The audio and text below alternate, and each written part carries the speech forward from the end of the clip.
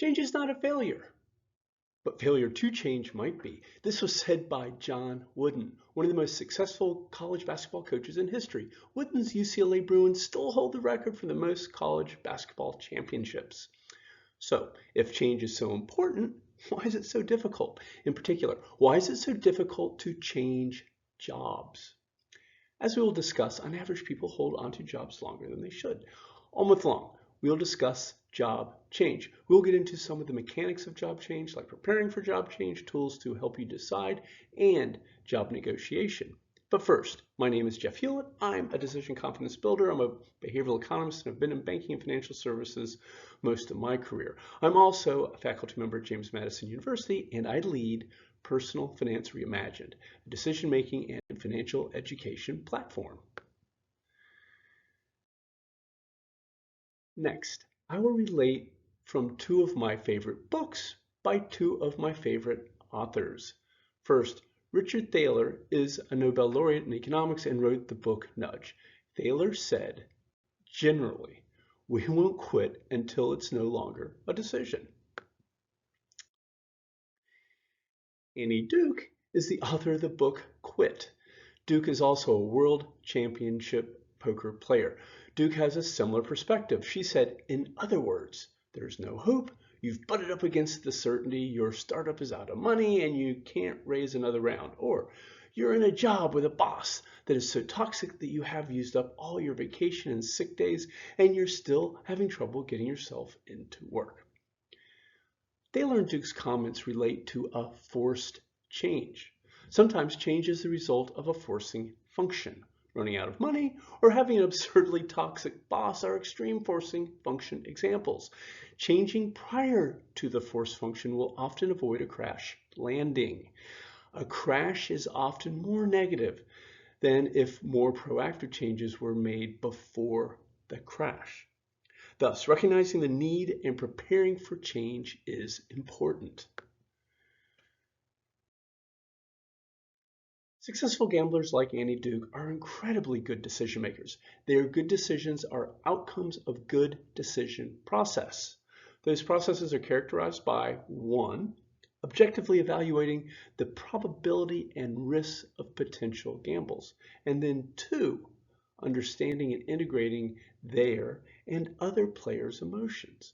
Good gamblers anticipate essential game success drivers and the nuance of the environment in which the game is played. Good gamblers embrace both objective and emotional information in their decision process. Gambling and job evaluation share a common bond. They are both subject to uncertainty. They both require decision processes integrating facts, forecasts, and emotions. Please remember, not making a decision is a decision. Okay, I'll say that again for emphasis. Not making a decision is a decision. Belief inertia is a powerful force. Being a good decision maker is easier said than done, especially since our own brain sometimes works against us. However, I did find this advice helpful to pull the trigger after a robust decision process showed belief updating made sense. Okay, so to summarize, pulling the trigger. This occurs at the end of a deliberate belief updating process. The characteristics of that deliberate changing our mind process are evidence and criteria are well defined. Evidence and criteria are combinations of both facts and judgment. Evidence and criteria are updated and weighted with your latest perspective. Criteria weights are independently determined. Pulling the trigger is easier with a pre-mortem or related advanced planning. There are inexpensive and high-value smartphone tools available to help with this evaluation. So all month long, we'll be discussing these points. Also, my book, Making Choices, Making Money, has more information and access to those decision tools. This graphic shows how belief updating leads to better decisions.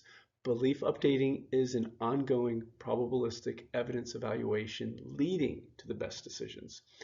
If you are new to the Changing Our Mind model, it is often helpful to start by inspecting your childhood beliefs. you'd be amazed how many beliefs, and these are beliefs we may not even think of, that just sit there in our minds and really impact us. But how many of these beliefs we have are from years or decades ago? When we were young, our minds were very malleable, often more malleable than an adult mind. So our childhood experience filled our belief bucket, for good or for bad. Some of those beliefs made sense, some may not. But if left uninspected, we will never know. There's an old saying, winners never quit and quitters never win. I'm sure my children, like most children, heard this saying when they were young. My optimistic belief is that this saying was intended to help children. By providing simple rules, the desire was to help children develop grit and resilience. As adults, we need to update those initial beliefs. As adults, hopefully we've developed that necessary grit and resilience. We provide the changing our mind model as a means to take ownership of the beliefs initially formed in our childhood. The changing our mind approach helps update those initial beliefs.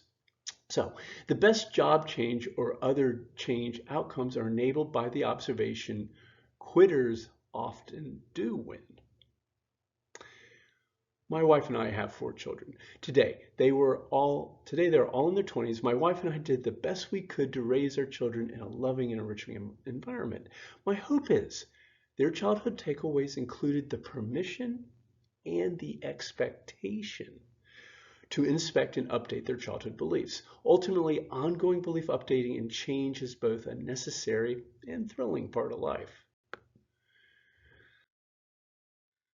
So next week, we'll discuss the job change process and especially the pre-mortem. And you guessed it, a pre-mortem literally means prepare for death. Of course, in this case, it means preparing for the changing of your current job to a better job. But until next week, you've got this.